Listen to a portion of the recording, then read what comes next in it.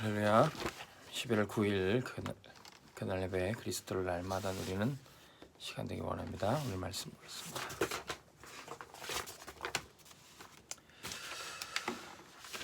오늘 말씀은 신앙생활의 올바른 시작입니다.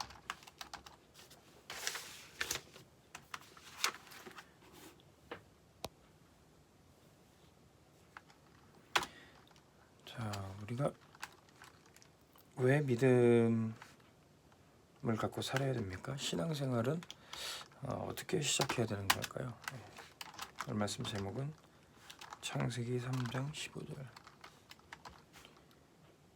하나님이 범죄한 아담과 하와에게 처음으로 말씀하신 복음입니다. 여자의 후손이 뱀의 머리를 상하게 할 것이다. 아담과 하와는 이 말씀 하나 붙잡고 복음이 되어서 구원을 받았던 거죠. 자, 이 말씀을 믿고 사는 게 이제 신앙생활입니다.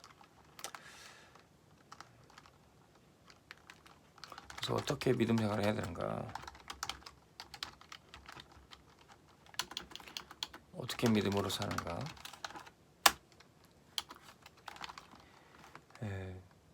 헌신자나 또 새신자나 오래된 신자나 우리 새가족들이나 우리 공통적으로 해야 될 게 말씀을 잘 붙잡아야 됩니다. 교회를 다녀도 말씀을 깨닫지 못하면 사실은 믿음이 자라지 않죠. 그래서 말씀부터 잘 알아듣고 깨달을 수 있어야 됩니다. 그래서 창세기 3장 15절 가장 중요한 이 복음의 핵심을 잘 알아야 되죠.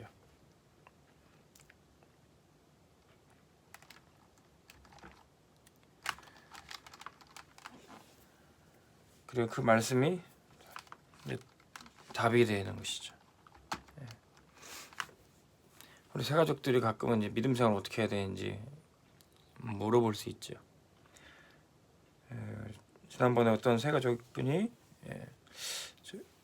저희 교회에서 계속 성전 봉헌놓고 기도를 하니까 물어보세요. 건축헌금 어떻게 해야 되냐고. 그래서 이렇게 봉투에다 이렇게 하시면 됩니다. 그래서 딱 가르쳐 드리니까 그렇게 딱 하세요. 이렇게 이 새가족이 믿음 잘 성장하는데 이렇게 딱 말씀이 주어지면 그걸 답으로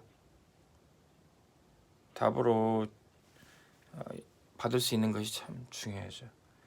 또 어떤 새가족 분들은 이제 신방 이렇게 새가족 신방을 이렇게 요청을 드립니다. 그러면 이렇게 목사님 와주셔서 예배드리고 하신 걸 굉장히 감사하게 여기시죠.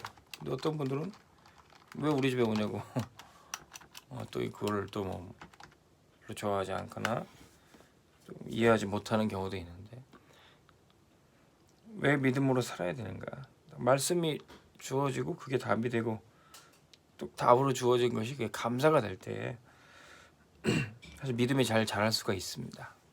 전혀 말씀 안 들리고 답이 되지 않고 또 감사도 없으면 믿음 크기가 어렵습니다. 그런 분들은 사실 옆에서 도와드려도 결국 믿음이 잘 안 자라더라고요. 그래서 믿음 생활을 시작하실 때 진짜 정확한 언약을 붙잡아야 됩니다. 왜 믿음으로 살아야 되는가? 이 정확한 언약 붙잡을 때 신앙생활이 바르게 될 수 있어요. 세 가지 질문을 해봐야 됩니다.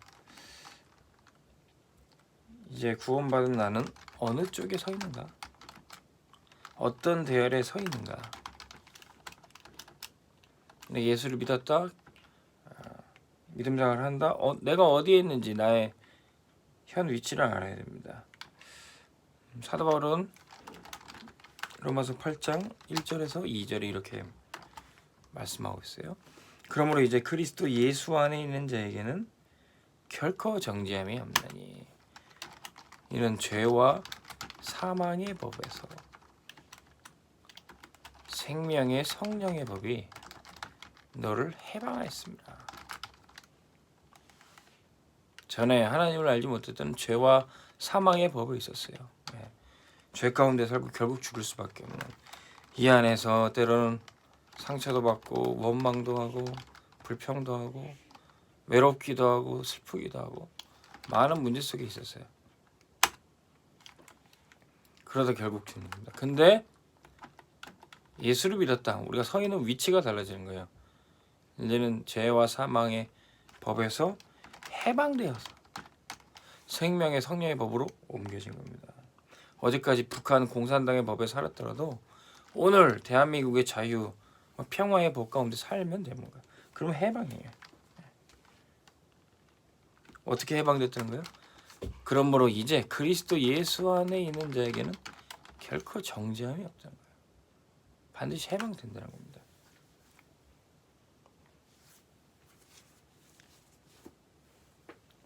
그래서 나의 현 위치가 지금 어디 있는가? 내가 어디 있는가? 우리 그리스도 안에 있다면, 방주 안에 있다면 넘어져도 쓰러져도 괜찮아요. 절대 망하지 않는 겁니다. 근데 방주 바깥에 있으면 아무리 잘나고 똑똑해도 결국 망하는 겁니다. 우리가 바로 그리스도 안에 있는 것입니다. 자, 그런데 그렇다면 내 인생의 주인은 누구인가? 누가 주인인가? 마태복음 16장 16절에 베드로는 뭐라고 고백했습니까? 주인은 누구라 그랬어요? 그리스도시요 살아계신 하나님의 아들이십니다. 주인이 바로 예수 그리스도 하나님의 아들이시라는 거예요. 내 인생의 주인은 내가 아닙니다.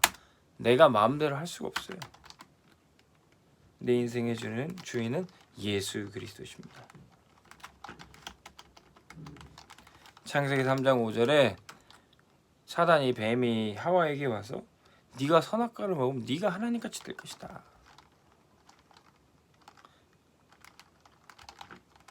사람을 창조하시고 다스리시는 하나님처럼 네가 선악과 먹으면 될 것이다.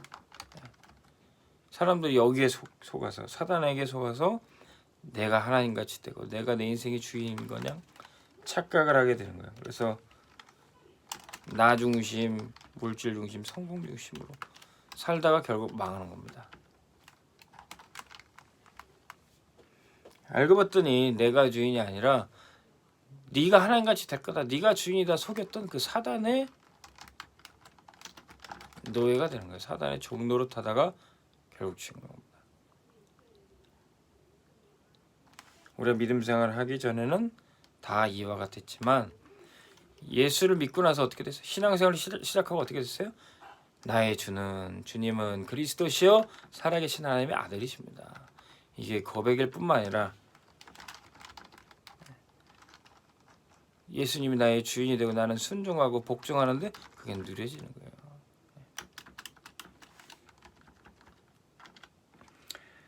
저와 여러분들의 주인이 예수님이십니다.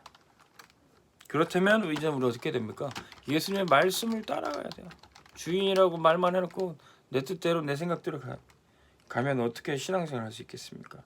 말씀을 따라가야 돼요. 말씀은 반드시 방향이 있어요. 그걸 메시지라고 합니다. 말씀을 그냥 지나가는 말이 아니라 정말로 내 마음에 내 귀에 들려지는 말, 그게 바로 메시지예요. 자, 말씀이 주어진 배경이 있습니다. 성경에 많은 이야기들은 사실 과거의 이야기, 근데 과거에 그 말씀이 나왔던 배경이 있어요. 근데 그 과거의 배경을 이해를 하면요, 오늘 현재의 흐름, 오늘 이 말씀을 주시는 이유가 뭔가, 과거에 주셨던 이 말씀이 오늘까지 이렇게 흘러왔는데 오늘 나에게 주시는 이유가 뭔가, 그 말씀에 집중하게 되는 거죠. 오늘도 추수감사절 메시지를 받았지 않습니까? 추수감사절 기원이 뭐였습니까?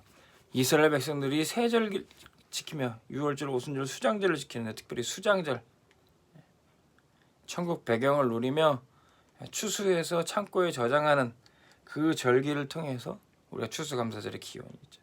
그리고 미국 청교도들이 복음의 자유를 찾아 아메리카 신대륙을 옮겨서 거기서 척박한 그 땅을 개간하고 농사를 짓고 첫 열매를, 그의 수확을 하나님께 감사를 드렸습니다.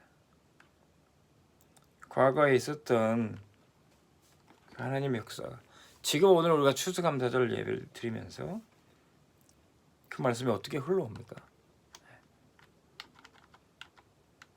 과거에 역사하신 하나님의 천국 배경이 오늘 나에게도 누려지게 되는 거예요. 그러면 과거의 배경과 오늘의 흐름 가운데서도 앞으로 미래에 흘러갈 것이 보이는 거예요. 미래 하나님이 성취할 말씀이 눈에 보이게 되는 것입니다.